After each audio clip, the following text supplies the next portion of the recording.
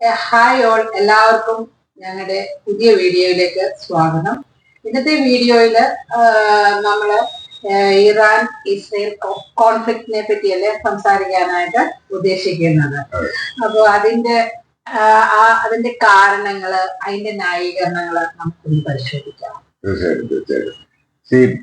ഞങ്ങൾ കുറച്ച് ഗ്യാപ്പിന് ശേഷമാണ് ഈ വീഡിയോ ചെയ്യുന്നത്. ചില കാരണങ്ങളൊക്കെ ഉണ്ടായിരുന്നു. എനിവേ, എനിക്ക് റെഗുലറായിട്ട് ചെയ്യണമെന്ന് ആഗ്രഹിക്കുന്നു.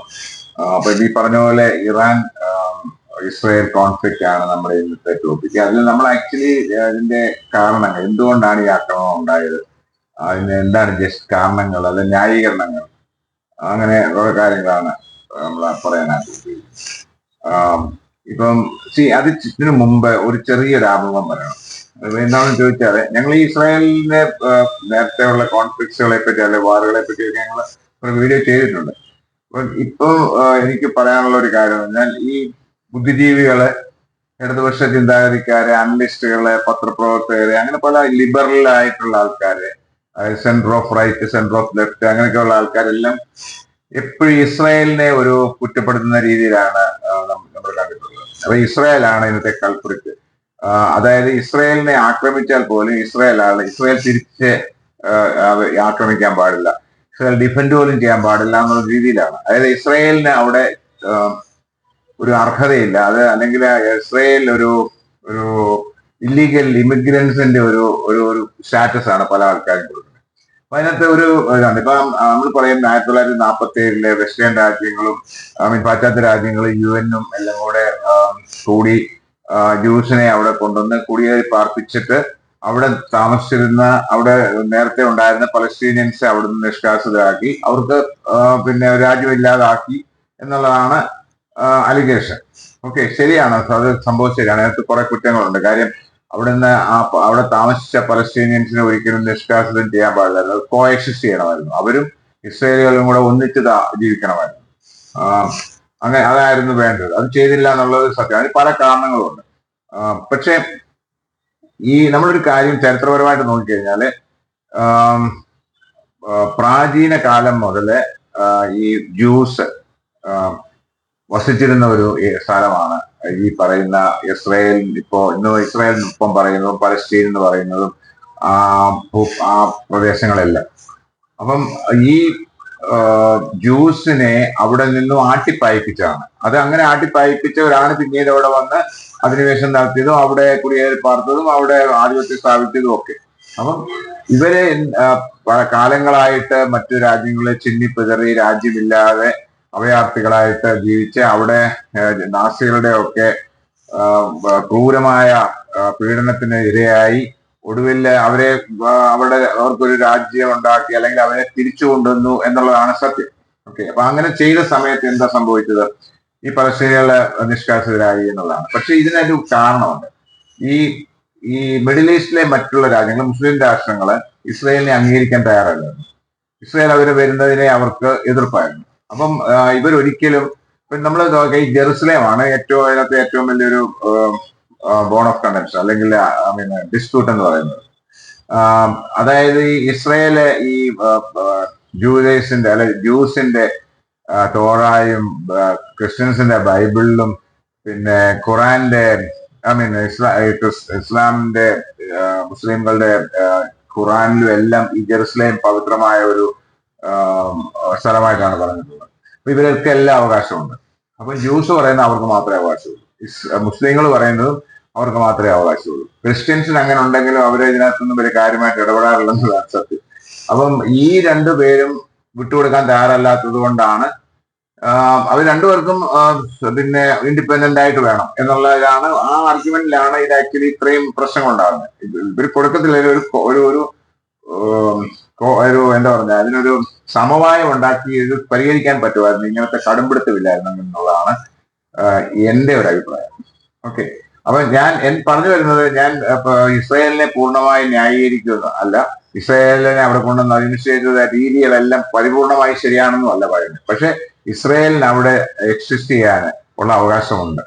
അത് മറ്റുള്ളവർ അംഗീകരിക്കുക ഉണ്ടെന്നുള്ളതാണ്. അതേപോലെ തന്നെ പലസ്തീനിയൻസിനും അവിടെ വസിക്കാൻ, കോഎക്സിസ്റ്റ് ചെയ്യാനുള്ള അവകാശമുണ്ട് എന്നുള്ളതാണ്. ഇനി നമുക്ക് നമ്മുടെ വിഷയത്തിലേക്ക് വരാം. ഇസ്രായേല് ജൂൺ 13 ഇസ്രായേലിനെ ആക്രമിച്ചു. ഇസ്രായേലിനെ ആക്രമിച്ചു എന്ന് പറഞ്ഞാൽ ബേസിക്കലി അവരുടെ nuclear facilities, nuclear enrichment facilities, അതുപോലെ ന്യൂക്ലിയർ സയന്റിസ്റ്റുകളെ ഒക്കെയാണ് അവർ ടാർഗറ്റ് ചെയ്ത് ഇത് ചെയ്തത്. അപ്പം അത് കഴിഞ്ഞ് ഇസ്രായേല് തിരിച്ച് റിറ്റാലിയേറ്റ് ചെയ്തു.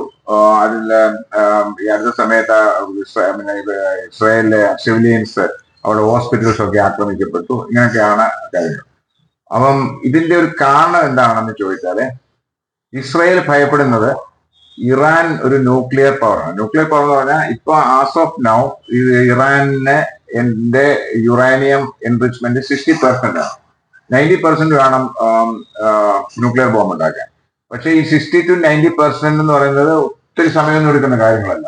The can do it within weeks എന്നൊക്കെയാണ് പറയുന്നത്, അല്ലെ ഡേയ്സ് എന്നാണ് പറയപ്പെടുന്നത്.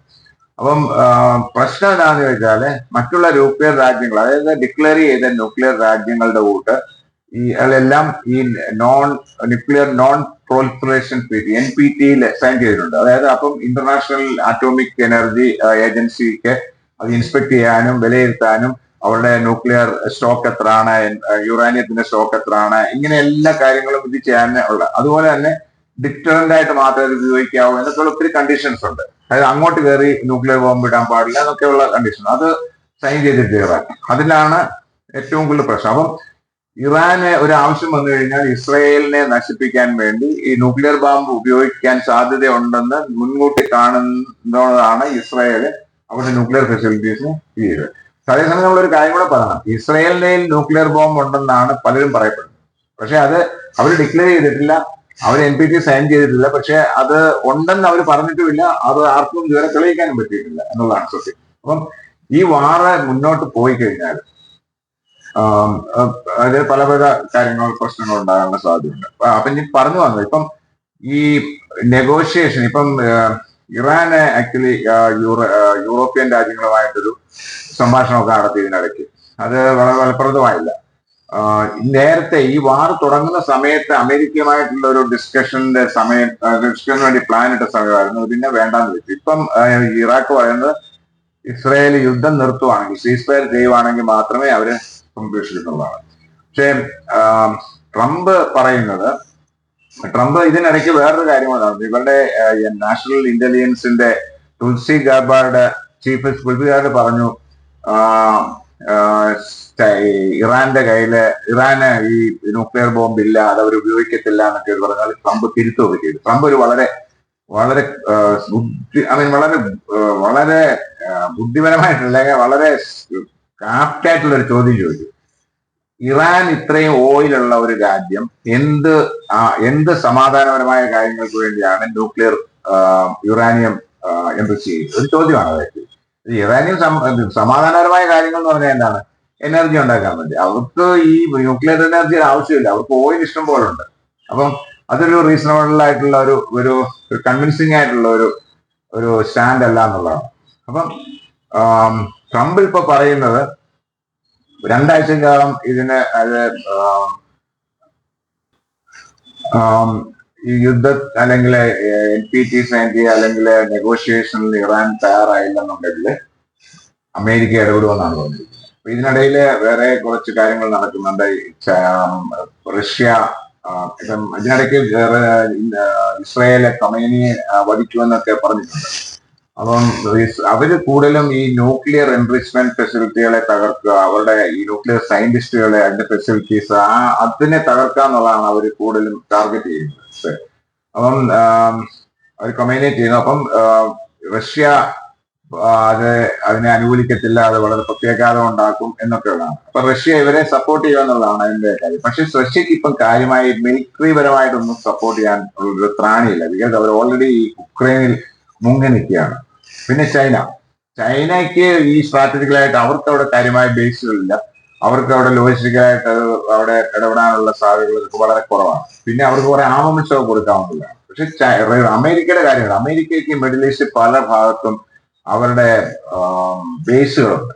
അപ്പം അമേരിക്കയ്ക്ക് അവിടെ ഒരു യുദ്ധത്തിൽ ഏർപ്പെടുക എന്ന് പറയുന്നത് കമ്പാരിറ്റീവ്ലി ഈസിയാണ്. ഇതിനേക്കാൾ വളരെ ഇമ്പോർട്ടന്റ് ആയിട്ടുള്ള ഒരു കാര്യമുണ്ട്. അതായത് ഈ ഇറാന്റെ ഏറ്റവും പ്രധാനപ്പെട്ട യുറാനിയം എൻറിച്ച്മെന്റ് ഫെസിലിറ്റി എന്ന് പറഞ്ഞാൽ ഭൂഗർഭത്തിലാണ്. മലയുടെ അടിയിലാണ്, മനസ്സിലായത്. അപ്പൊ അത് സാധാരണ ബോംബുകൾ കൊണ്ടോ തകർക്കാനോ ഇടിക്കാനൊന്നും പറ്റത്തില്ല.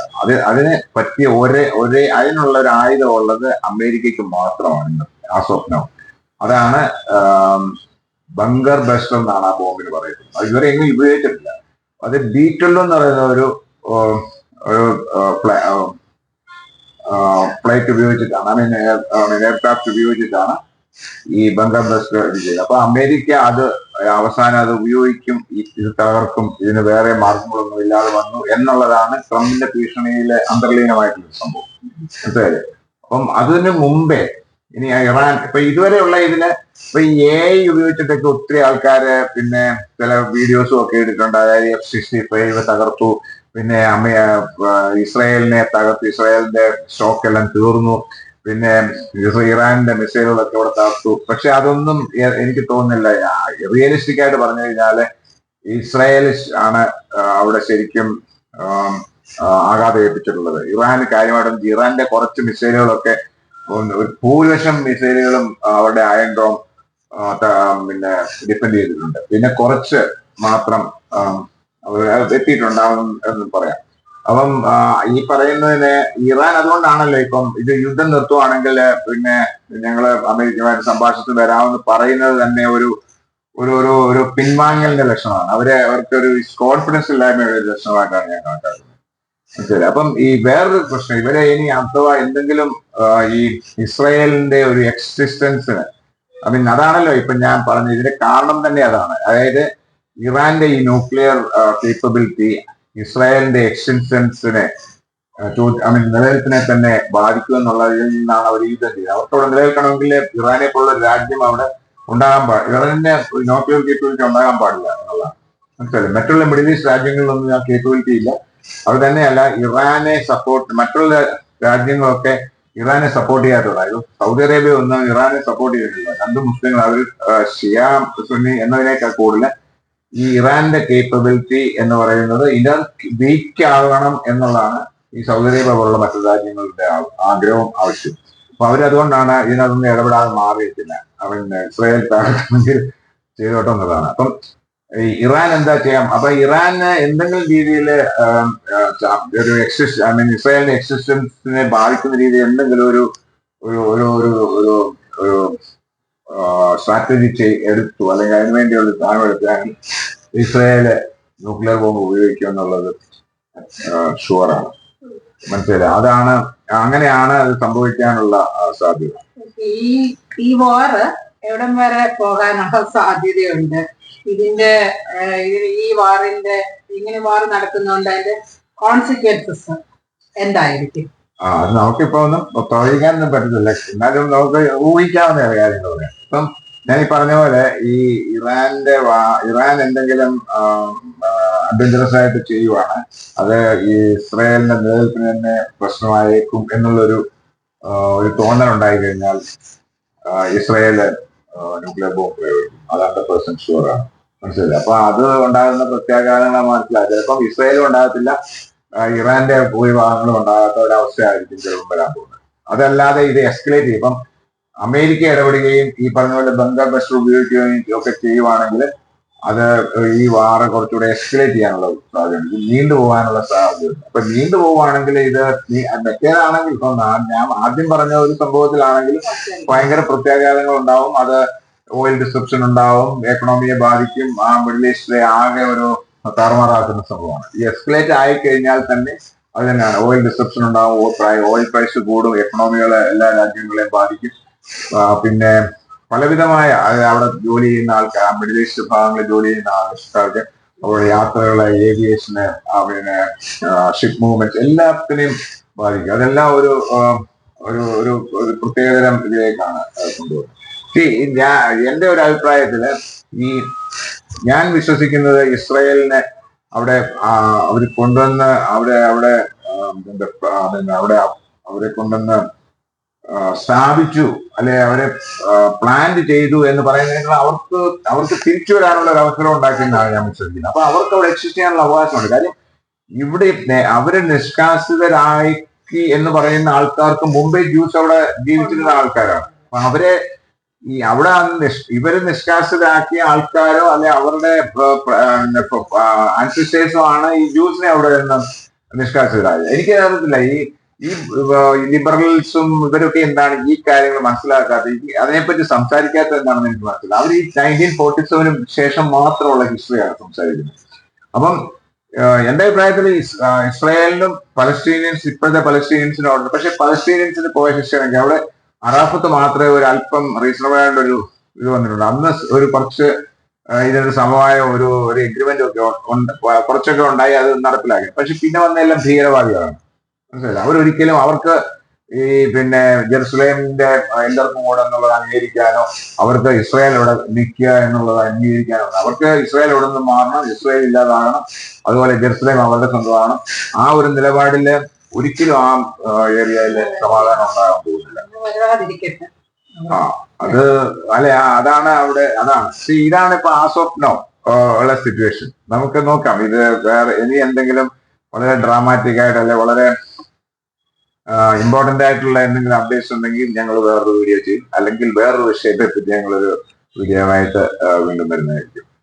ഇത്രയും നേരം വാച്ച് ചെയ്തതിന് എല്ലാവർക്കും ഞങ്ങളുടെ നന്ദി അറിയിക്കുന്നു. ഉടനെ ഞങ്ങള് വേറെ വിഷയവുമായിട്ട് അല്ലെങ്കിൽ ഈ വിഷയം കണ്ടിന്യൂ ചെയ്ത് അങ്ങനെ പോവാണെങ്കിൽ അത് ആ സബ്ജക്റ്റിനെ പറ്റി ആയിരിക്കാം നോക്കാം നമുക്ക്. Thank you.